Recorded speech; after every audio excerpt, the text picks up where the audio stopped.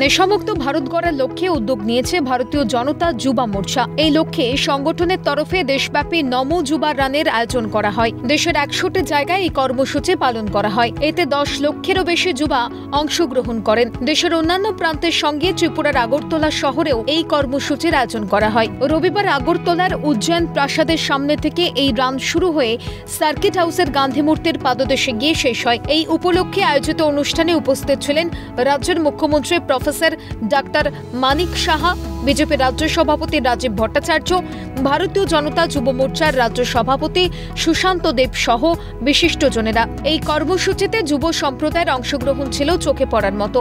এবং মেইন যে উদ্দেশ্য সেটা হচ্ছে নেশামুক্ত ত্রিপুরা। কিভাবে আমাদের ত্রিপুরাতে নেশাকে আমরা নির্মূল করতে পারি তাকে উদ্দেশ্য নিয়ে আমাদের ত্রিপুরা প্রদেশের যুব মোর্চার উদ্যোগে।